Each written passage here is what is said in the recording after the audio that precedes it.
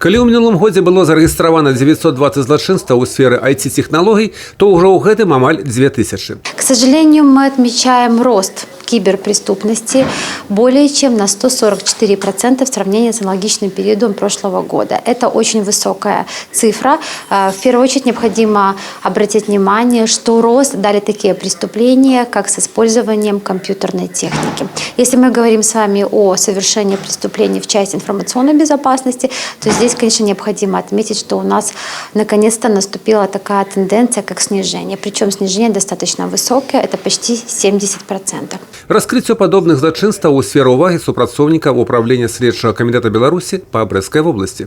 Толькі за адзін дзень 5 лістапада яны ўзбудзілі 18 крымінальных спраў. Матэрыялы праверак паказваюць, што часцей за ўсё гэта несанкцыянаваныя доступы да ўласных паштовых старонак карыстальнікаў, сацыяльных сетак і электронных паштовых скрынак. Хаця махляры знаходзяць і новыя спосабы адбору фінансавых сродкаў у сваіх ахвяр.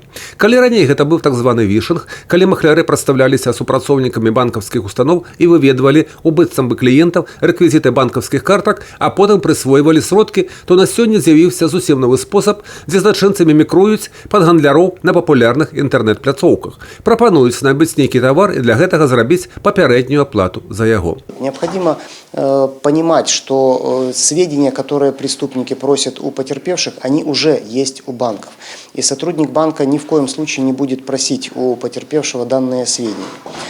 Второй важный момент – это использование преступниками номеров телефонов иностранных операторов и зарубежных государств. Соответственно, необходимо понимать, что если вам поступил звонок, либо в переписку с вами вступил преступник, лицо, скажем так, с использованием и использует номер телефона зарубежный, то, как правило, это и есть злоумышленник, который пытается таким образом получить у вас необходимую информацию для того, чтобы в последующем совершить хищение.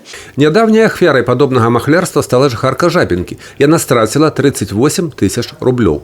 Са слоў праваахоўнікаў, махляры ў сваёй нячыстай справе дзейнічаюць крэатыўна і нахабна. Пры гэтым даволі добрыя псіхолагі, і гэта часта спрацоўвае на іх карысць. Таму тэма падобных брыфінгаў данесці да жыхароў вобласці як мага больш інфармацыі пра падобныя злачынствы і заклікаць іх быць пільнымі, ці карыстацца яшчэ дадаткова і віртуальнай банкаўскай карткай, а даныя асноўнай не раскрываць нікому. Юрый Петур, Алексей Рыбкін, тэлерадыёкампанія «Брэст».